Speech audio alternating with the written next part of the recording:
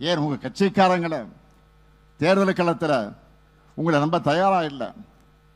ஒரு காமெடியில வரும், ஒரு திரைப்படத்தில் வரும், அதுக்கெல்லாம் நீ சரிபட்டு வரமாட்ட. இதை தெரிஞ்சுக்கிட்டு போலியா ஒரு பிம்பத்தை உருவாக்க ஒரு படம் இருக்கு. படத்தினுடைய பேர் தெரியும் உங்களுக்கு, சுந்தரன் டிராவல்ஸ்னு.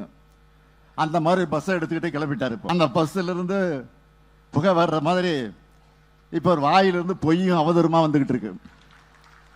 நாட்டு நடப்பு பேசுனா, நாட்டு நடப்ப பேசுன்னு சொன்னா நான் வர்ற பஸ்ஸை பத்தி பேசிட்டு இருக்காரு.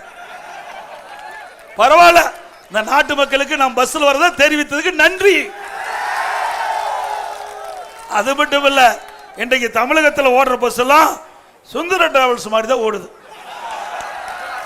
நீங்க நகர பேருந்துல ஏறி இறங்கினதா உங்க உயிருக்கு உத்தரவாதம். அப்படியே டயர் ஒரு பக்கம் கழட்டிட்டு ஓடுது. அதோட சென்னையில் நகர பேருந்தில் ஏறி ஒரு பெண்மணி போகும்போது அடியில் இருக்கிற அந்த பிளாட்பாரம் கழட்டுக்கிட்டு அந்த அம்மா நடந்து ஓடிக்கிட்டே இருக்குது, பஸ் போய்கிட்டே இருக்குது. நல்ல வேலைக்கு கத்தி நிறுத்தங்காட்டியும் உயிர் பிழைத்தாங்க. அப்போ நாம கொடையெல்லாம் எதுக்கு வச்சிருக்கிறோம்? மழை வந்தா வீதியில் உனக்கு பிடிச்சிட்டு போவோம்.